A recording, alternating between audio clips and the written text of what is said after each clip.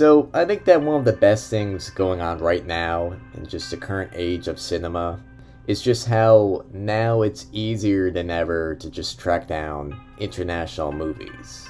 And that's either through streaming. I for one go for the collector's editions of Blu-rays.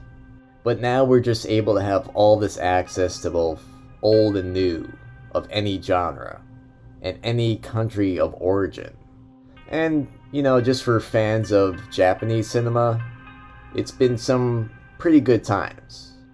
We're just getting a lot of love now put into the remasters that have never been freely available to English-speaking audiences before.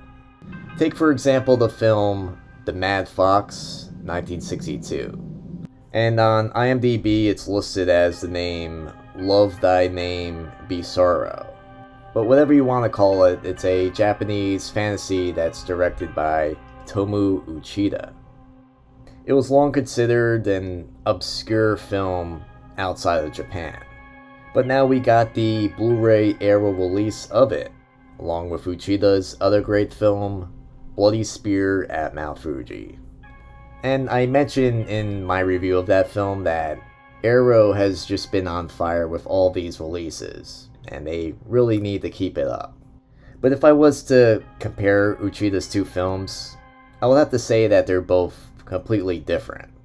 Bloody Spear at Mount Fuji is basically a black and white Edo period road movie, whereas The Mad Fox just takes its inspiration mainly from historical play scripts written for Bunraku and Kabuki theater.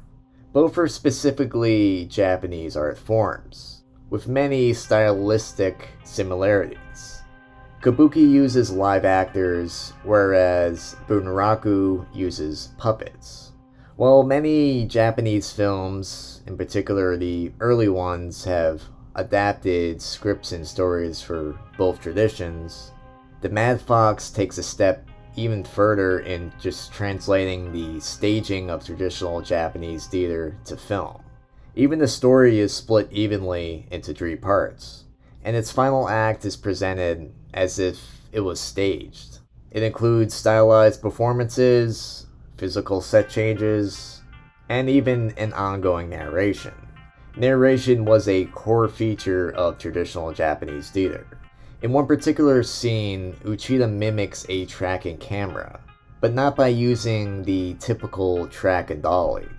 But he does it by keeping the camera stationary and just moving the entire set and the actors around it. And it creates this really nice effect. It feels really different and looks awesome.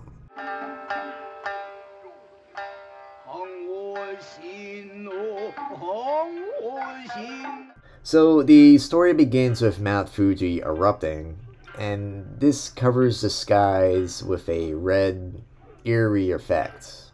And just fearing the bad omen that's connected to this, the Emperor seeks advice from the astrologer named Yasunari. But before Yasunari can travel to Edo and give his forecasts, he's unfortunately murdered. That stinks. And he also dies without having someone else to carry on his legacy. His 2 apprentices, Yasuna and Domon, they both make the claim to inherit the title. But Domon betrays Yasuna, and he murders his fiancée, Sakaki. Driven mad by grief, Yasuna escapes into the wilderness. Yasuna then begins to believe that his fiancée has somehow survived. And this could all just be caused by a group of shape-shifting fox spirits. And those are actually really popular with Japanese folklore. So there is a little bit of fantasy going on with this film. And that's why I'm covering it for the month of October. It's definitely not a horror film. It's not in that category, but I will say there is some pretty horrific torture scenes involving a bow, and it's something I never thought of. And I will say, and just judging by movies, that the Japanese do have some pretty creative torture techniques. Simple stuff, but effective. For a viewer that's more, say, familiar with English folklore instead of Japanese, the film does play out a lot like something from Shakespeare. There's tragedy, comedy, mistaken identity, and also bad spirits, just to name a few. There's also that sort of classical dialogue that you would expect from Shakespeare. This feeling of Shakespeare is also just enhanced by Uchida's intentionally theatrical presentation.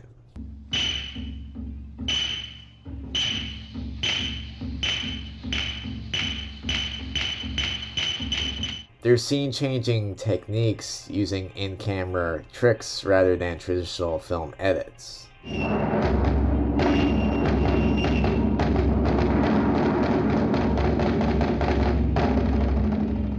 There's even moments of just hand-drawn animation.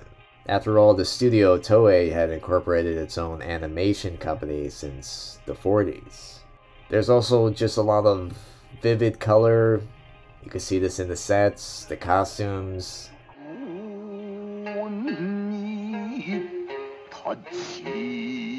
It seems really likely that this film was sort of a inspiration for Masaki Kobayashi's Kwaidan, and that was actually produced 2 years after this. I think easily the highlight performance in this comes from the actress Michigo Saga. She actually plays 3 different roles in this film. The ill-fated Sakaki, her twin sister Kuzunoha, and the fox spirit that's impersonating her.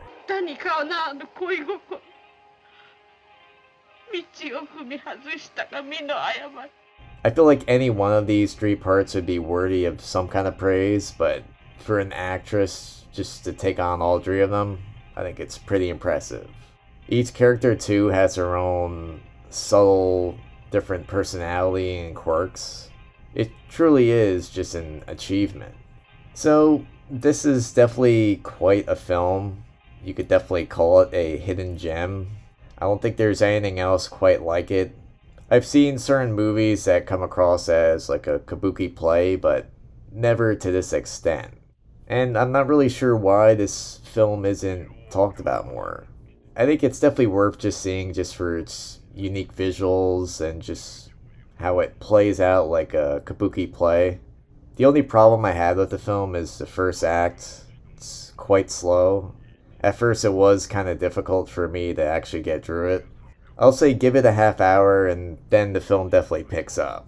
So depending on just what kind of mood you're in, might determine how you enjoy this. It's definitely not an action film, so don't go into it thinking that. I think there's only like 1 or 2 short fights. The third act in this is definitely my favorite. I just love how they went all out and made it feel like you were actually watching a play.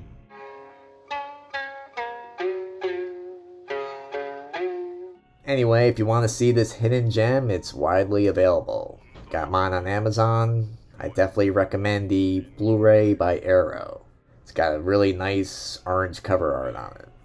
Anyway, if you want to discuss movies like this, you can join my free Discord. Link is in the description. And if you want to support the channel, then I also have a Patreon. And like always, thanks for watching.